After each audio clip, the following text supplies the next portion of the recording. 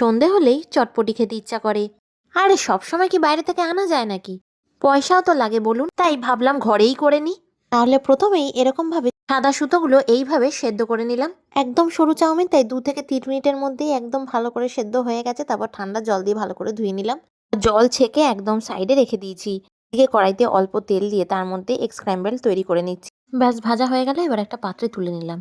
আবারও কড়াইতে তেল দিয়ে দিয়েছি। তেল গরম হতেই তার মধ্যে রসুন, কাঁচা লঙ্কা, পেঁয়াজ পরপর দিয়ে লো ফ্লেমে ভেজে নিচ্ছি। এবার সরু সরু করে আলু ভাজার মতো আলু কেটেছিলাম, সেটাও দিয়ে দিলাম।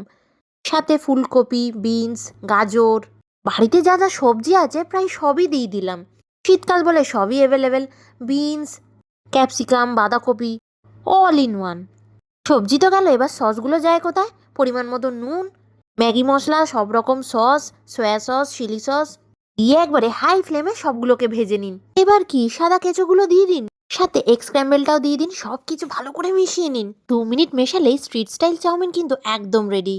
আর ওপর থেকে সস আর অল্প ধনেপাতা দিয়ে সার্ভ করুন। কই, খেতে আসুন।